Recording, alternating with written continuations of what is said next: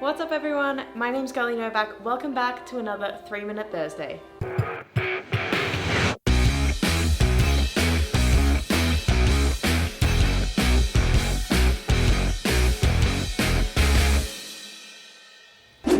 So today I'm joined with my good friend and amazing creator of magic, Ryan Schlutz. Hey, how's it going? So Ryan, if you had 3 minutes of advice to give to magicians, what would that be? I mean, one thing I always believe in is like creativity, right? People always ask me to look at me and say, Ryan, like you come up with all these tricks, like it's just, have you always been this way? And the answer is no.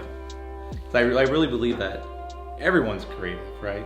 And I've heard people, I heard this before, like, to me, creativity is a muscle, right? I think Maya Angelou said it best. She was like, you know, creativity, the more you use, the more you have.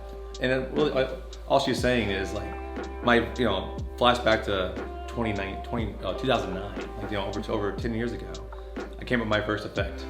I wouldn't want to show anyone today that effect. But that effect led to the next, which led to the next, which led to the next, which led to, say, the last 5 years, so people will know my material. And that seems really creative, but really it was just a building of knowledge, right?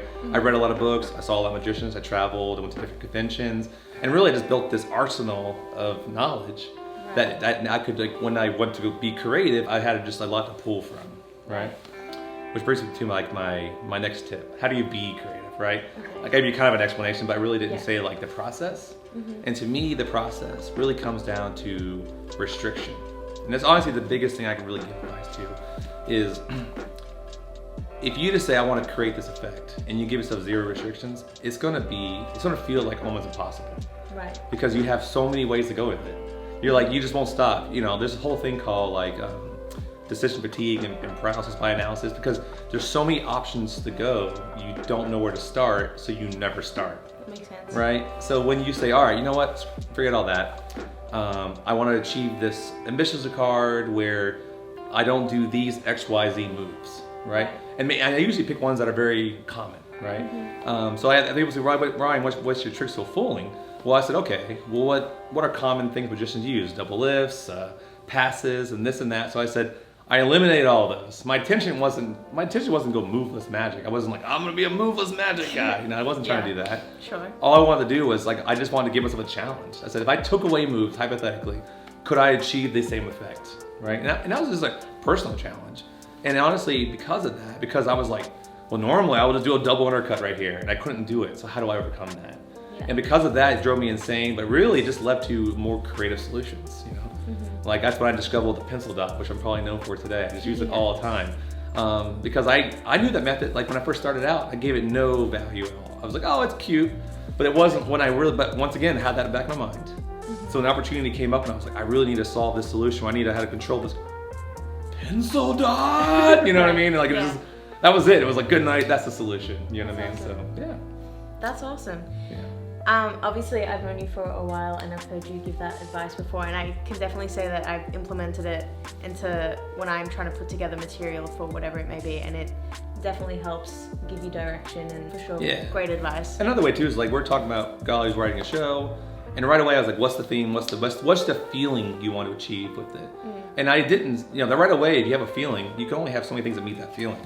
So even when you try to write your own stage show, it's another way of doing it by adding restriction. Yeah. Because when you want to achieve this feeling to the audience, then it immediately eliminates thousands of tricks you can't do. And all of a sudden you're only left with like 10, 20 options maybe. And then none of those 10, 20, you can narrow it down before you know you have a show. For sure. You know, you went from like this infinite of possibilities down to a very succinct amount of choices you can make. For sure. No, I love it. Following up from that advice, I like to kind of talk about different parts of the world, because the point of this series is really that I'm traveling to meet different magicians. So to follow up, how would you say that Orlando, Florida, which is where you live and I guess perform mostly, how would you say that's different to somewhere else in the world or somewhere else in America? In terms of the magic scene. It's a good question.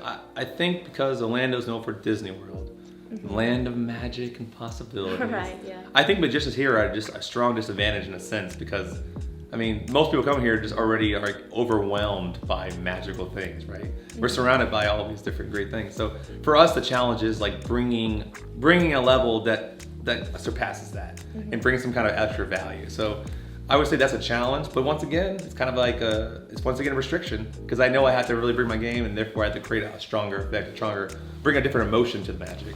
That makes sense. I think that's what makes Orlando very unique because I think it's just for me it's similar to Vegas. You're overwhelmed with options. Right. How do you stand out? It makes sense.